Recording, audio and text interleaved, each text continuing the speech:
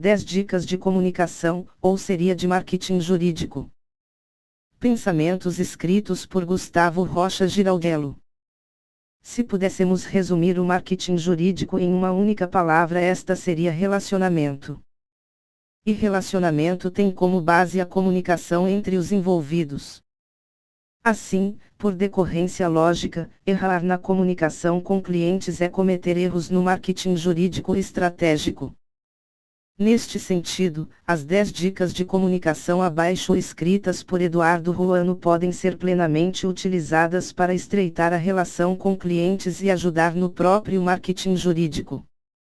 1. Falar sem ouvir. Como disse Goethe, falar é uma necessidade, escutar é uma arte. É provável que as pessoas já imaginem o quão desagradáveis podem ser as situações que acontecem a partir de uma simples falha de ouvir. A negligência de escuta é um hábito muito comum, e um problema fundamental. Uma marca registrada de má audição é quando a pessoa fala interminavelmente como em um monólogo ou não faz qualquer pergunta relacionada ao que o outro falou, como se acometida por alguma distração.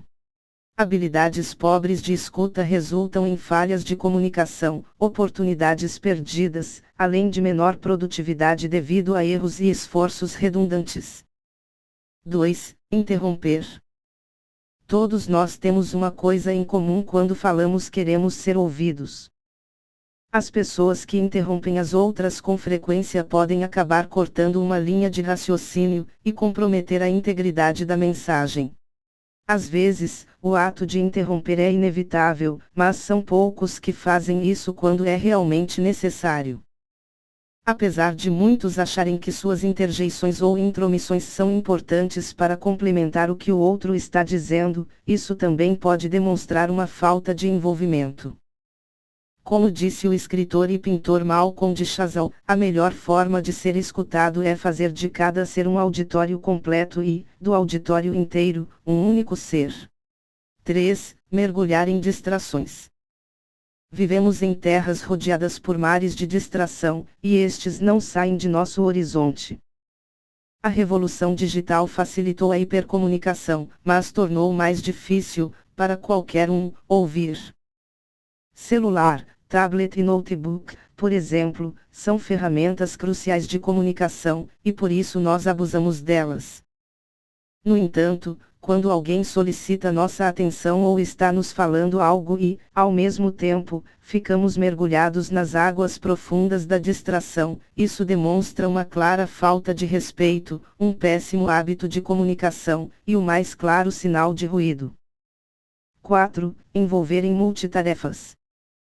Independentemente de quem estamos falando, as conversas merecem total atenção, e não apenas olhares indiferentes por estarmos envolvidos em multitarefas simultâneas.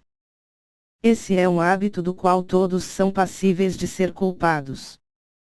Mesmo que estejamos realizando uma atividade simples que permita uma conversa sincronizada com outra pessoa, corremos o risco de quebrar o canal de comunicação ao direcionar nosso foco para diversos alvos. 5. Evitar contato presencial. Grande parte das pessoas gosta da conveniência de mensagens de texto e e-mail. Porém, priorizar o contato à distância, ao invés do presencial, nos torna preguiçosos e condescendentes, além de sinalizar uma falta de prioridade em relação a não estar junto com a pessoa. Se é possível explicar para alguém, cara a cara, aquilo que tentamos comunicar por mensagens, então as razões para evitar o contato direto são produtos de uma escolha. Para a outra pessoa, isso pode ser decepcionante. A variedade infinita de recursos de comunicação facilitou a troca verbal, mas também impôs grandes distâncias. Esse mau hábito, se não for contornado constantemente, pode se tornar enraizado. 6. Entrar em embate. Há conversas que vão da paz à guerra em instantes. Algumas pessoas discutem para testar suas ideias, enquanto outras discutem simplesmente porque gostam de provocar. Esse mau hábito de comunicação faz de uma pessoa alguém difícil de interagir, ao mesmo tempo que abduz o outro a reagir de forma igualmente ofensiva ou indecorosa. Ou seja, combater a outra pessoa enquanto está falando pode ser um ato recíproco e automático, quando claramente indica uma resposta explosiva para um sinal de comunicação primário. Impor vontade sobre a outra pessoa através de discussões destrutivas é um mau hábito comum que, em sua veemência implacável, dificilmente melhora a oratória e a essência da mensagem transmitida. 7. Fazer perguntas mal intencionadas. Nem sempre é melhor fazer perguntas, para alimentar a conversa, do que fazer nenhuma. Algumas questões não são neutras. As perguntas fazem melhores conversas, mas podem causar problemas se a outra pessoa interpretá-las como sendo mal intencionadas. Alguns problemas de comunicação refletem em habilidades de questionamento precárias.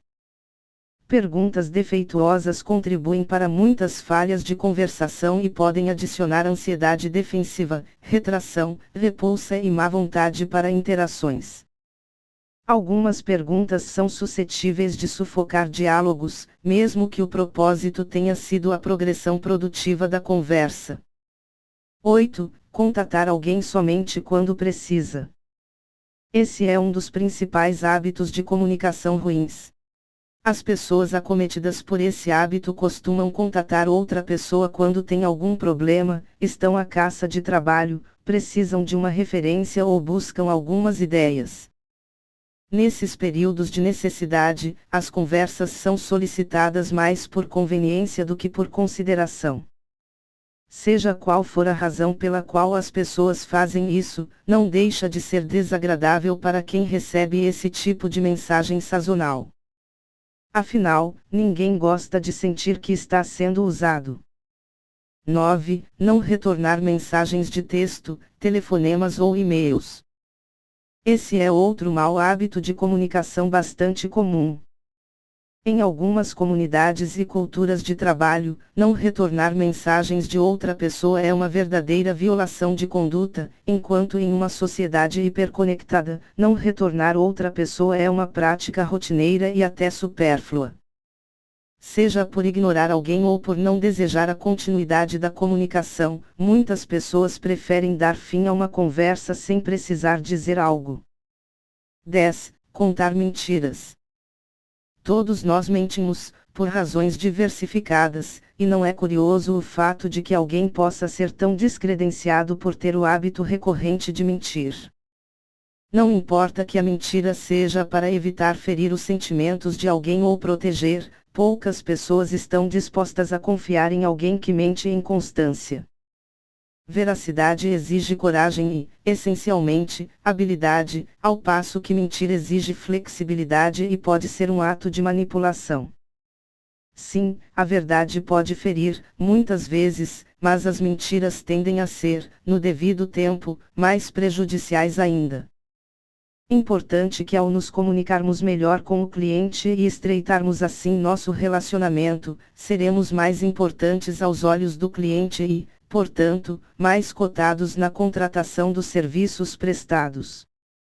Neste sentido, devemos compreender que ter produtos claros para ofertar, fazer uma comunicação direta, objetiva e com foco no que interesse para o cliente, aliado a não cometer estes erros de comunicação acima descritos, teremos resultados efetivos em nossas ações. Temos bastante material para pensar e principalmente pôr a mão na massa. Mãos à obra.